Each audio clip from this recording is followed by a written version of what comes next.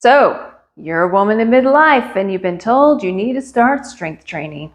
Well, where do you even begin? This video is for you. My name is Paige Bellius and I have been a personal trainer for over 26 years. I help women in midlife, just like you, gain the strength they need to live their best lives. You've probably already been told the benefits of strength training: injury prevention, increased metabolism, increased muscle mass, improves your bone density, improves your brain health, helps control your blood sugar. There are so many benefits, not to mention that your regular daily activities just get easier the stronger that you are. So what is strength training exactly? I'm sure you've seen a lot of videos where people are lifting what looks like to be the entire amount of weights in the weight room stacked on a bar, grunting heavily. Yes, that is strength training. However, we're not even talking about that. We're going to start out easy. Strength training involves progressively overloading the muscles with an external force or resistance so that the muscle adapts to handle a heavier load over time. Can you use your body weight? Yes, you can, up to a point. We'll talk about that later. Does your Pilates or your bar class count as strength training? Not exactly. Because those formats involve higher repetitions with lighter loads, they focus more on muscle endurance, meaning that the muscle adapts to doing that activity for a longer period of time before running out of energy. And that is not a bad thing. That's just not what we're focused on today. I had a woman hire me to create an exercise plan for her. And when I asked her if she was lifting weights, she said yes. I said, okay, tell me what exercises that you do. And she showed me an overhead press, side raises, bicep curls, and an overhead tricep extension. Her routine was all arms. Nothing's wrong with arm exercises, but she was missing out on some key movement patterns that would have benefited her entire body, not just her arms. So in the plan I created for her, we focus on 6 basic movement patterns: push, pull, squat, lunge, hinge, and rotation. Before we go over each basic movement pattern, let's talk about warming up. I give each of my clients a warm-up specific to them that takes into account their past injuries and current range of motion. I don't know you, so I can't do that for you. So for the sake of this video, just take an easy 5-minute walk or dance around, move your body, get your blood flowing, just to warm up your core temperature and prepare you for these exercises. So the first basic movement pattern we're going to do is a push. The most obvious exercise that we could do that uses the push motion with our body weight would be a push-up. But if it's been a while since you've done a push-up, or possibly never, don't start with those today. We're going to start on the wall. So I'm just going to have you turn around, find a wall, start out maybe about 2 feet away from the wall, place your hands about shoulder high, a little wider than your shoulders, and you're just going to gently bend your elbows, aiming your forehead towards the wall. Don't touch it. Certainly don't bash your forehead into the wall, and then straighten your arms. Your heels can come off the ground. They don't need to stay on the ground. And you want to think about keeping your shoulders kind of relaxed down. You don't want them up here by your ears. Think about giving your neck space between your shoulders and your ears. And you want to think about keeping your body in a straight line from your shoulders to your toes. Think about the shoulder blades coming together and then pushing apart.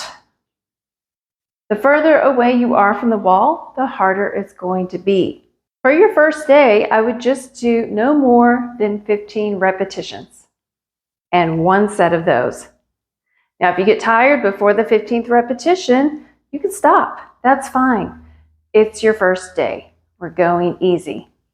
Our whole goal at this point in time is to prepare our connective tissue for heavier loads. Your muscles may be able to handle more today, but your connective tissue may not. So we need to prepare that. Let's talk about the pull motion. Now, in order to do this with your body weight, it gets a little tricky because you have to have something stable to support your weight on. So unless you have a chest high bar that you can pull from, I don't recommend this. I used to tell people to use their tables, but what if your table breaks? So don't use that.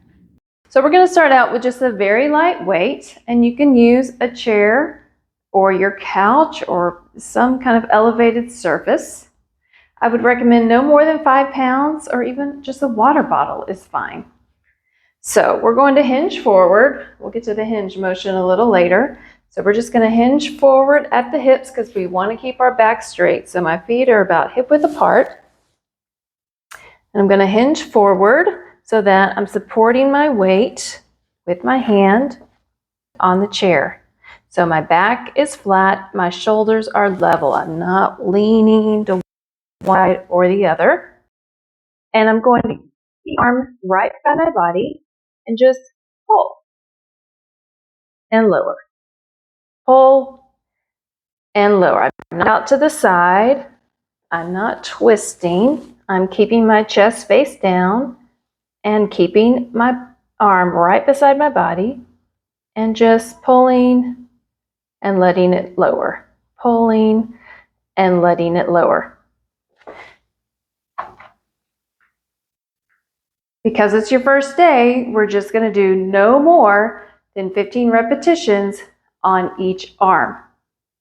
And if your arms get tired before that 15th repetition, stop. That's fine. It's your first day.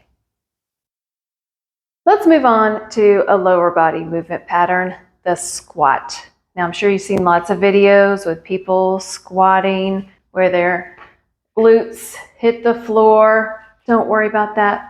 Just use your range of motion.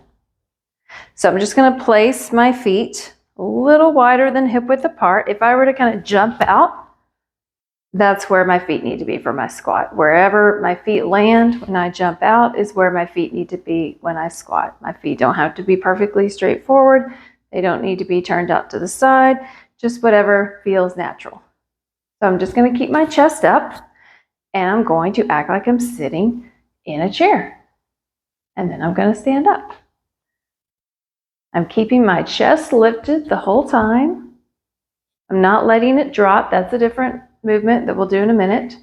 So from the side, keeping my chest lifted, and I'm just going to drop. Lower and lift. I don't want to go so low that then I lose my form and my chest comes forward. I want to stop right there. If you have limited ankle flexibility, you could use something underneath your heels to elevate them a little bit. Or if you're having trouble squatting at all, or if that motion bothers your knees, use a chair. You can just sit down in the chair and stand back up. Sit down and stand. Now, if that still bothers your knees, you can use some books or put something in the chair to elevate the chair or find a higher chair. Or you could do a wall sit. So I'm just going to place my feet a little bit in front of the wall, and I'm going to gently come down, and I'm going to stop before my knees start to hurt. If my knees were hurting, I would stop before that point. Now, if your knees just hurt all the time, no matter what you're doing, you're going to stop to the point where it makes them hurt worse than they already are. But this is a good little exercise. So for my clients who can't handle squats right away, we do a wall sit. And you're just going to hold it for as long as you can. What you want to think about doing is keeping the back of your head against the wall. And you don't want to bring your feet so far in that when you go down, your knees come forward of your ankles.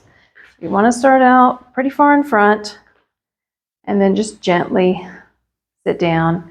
Ideally, you would want to get to 90-degree bend in the knees, but again, it's your first day. Do what you can do. The next movement that so many people do incorrectly is called the hinge, also known as a deadlift, but that sounds scary, and we're not actually going to be lifting anything from the floor, so I like to call it a hinge. So it's similar to the squat, but slightly different. So when I teach this to my clients, I have them start by placing their hands behind their head. Try not to interlock the fingertips because you want to kind of pull your head forward. And the whole point of this is to keep everything open, your chest open and wide as you hinge forward. So I'm just going to, again, place my feet just a little wider than shoulder width apart. And I'm going to hinge forward while shooting my hips back. My knees can bend, that's fine, but I'm not going to actively think about bending my knees because that's kind of a squat action.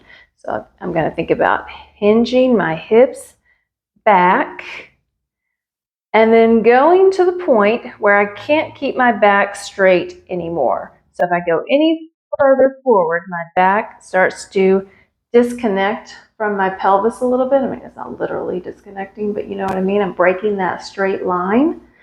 So this is as far over as I want to go. Another good way to do this is to start with your back facing a wall, maybe about 12 to 18 inches away. You're going to shoot your hips back and try to touch the wall with your hips, and then stand all the way up. Shoot those hips back, stand all the way up. All right, so start out a little shallow, and then as you feel more comfortable, increase your range of motion. This one is a little tricky to do, so you might want to practice it in front of a mirror until you feel more comfortable. Now, if we were to add weights on this, I would not have you put your hands behind your head. That's just how I like to teach it, so you kind of get used to that feeling of having your chest wide, so that when you do add weights, you keep that chest wide and you think about kind of aiming the weights down alongside the length of your leg, and you don't hold them way out here. A lot of people do their hinges like this. That's not what we want to do. We want to keep that chest wide and think about shooting those weights down the length of our leg and then standing all the way up. Also, when you stand up from the hinge, just stand up normally. Don't think about hyperextending or squeezing the glutes or anything. Just stand up normally. Think about making a straight line with your body. Okay, let's talk about the lunge. I know some of you are saying lunges. I can't do lunges, my knees. Well, yes, a forward lunge can definitely bother the knees, but we're not going to do a forward lunge today. We're going to do a reverse lunge. So I like to have my clients hold on to something for balance when they're doing this for the first time. And we're just going to step back, start out shallow, and then come back up. Try the other leg. If that feels okay, you can go a little deeper. That's my dog. So if that feels okay, you can go a little deeper. But find your range of motion and just start out shallow. Now, if the reverse lunge still bothers your knees, try a side lunge. So I'm just going to step out directly to the side, keeping this leg straight. Think about kind of sitting back into that hip.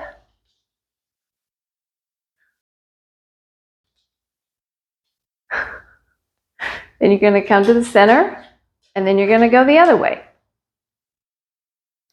Now start out shallow. See how that feels. Hello. Then you can go a little deeper.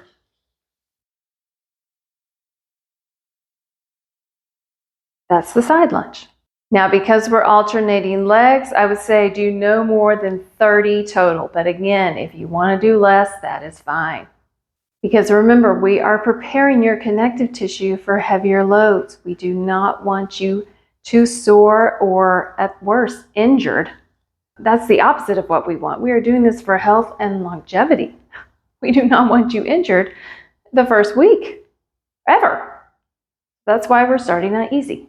The last basic movement pattern we're going to do today is rotation. You could also include anti-rotation with this category, like this exercise here. But because we're working with little to no equipment today, we're just going to focus on rotation. So we're going to do what's called the diagonal wood chopper. We're going to do an alternating diagonal wood chopper. So I'm just going to clasp my hands together. I'm going to do just a mini squat and swing my arms through my legs, just barely. I'm not going way down here, just barely. And I'm going to come up and I'm going to rotate. And I'm going to think about slicing through the air and kind of rotating all the way over. I'm letting my whole body twist here. This heel comes off the ground. Then I'm going to come back to the center, do that mini squat, and then go the other way.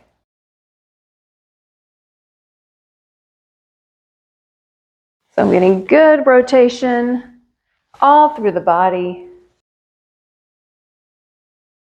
Really working the obliques. Today I'm not using any weight, but next time I could use a light weight. Same thing, adding just a little bit of weight.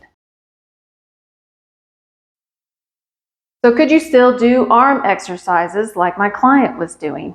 Absolutely, of course you could, but I would add them at the end, because if you notice, the push motion uses the triceps in addition to the chest muscles, and the pull motion uses the biceps in addition to the back muscles.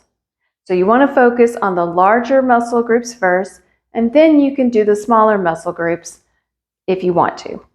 For each of these basic movement patterns, there are countless variations. I kept it simple today so that you could start today. There is no time like the present. So let's say you did all 6 movement patterns today. When should you do them again? Tomorrow? No, don't do them tomorrow. You need recovery. So wait at least 48 hours before doing them again. And if you need an extra day of recovery, take it. The recovery time is when your muscles repair, grow, and get stronger. You want to aim for 2 strength training workouts per week. And after the first week, you can start adding a little bit of weight. Just a little bit more, not much. I'll do another video in the future about how to progress safely. For now, just try to get 1 set of 15 repetitions with minimal or no weight. If you would like a personalized plan, I offer one-on-one virtual training, or if you're in the Austin, Texas area, I offer in-home training where I come to you. Check out my website for more information, healthiest.com. In the meantime, if you have any questions, please leave them in the comments. If you found this video to be helpful, please subscribe and hit the like button. I really appreciate it. Now, go live the healthiest life you can enjoy.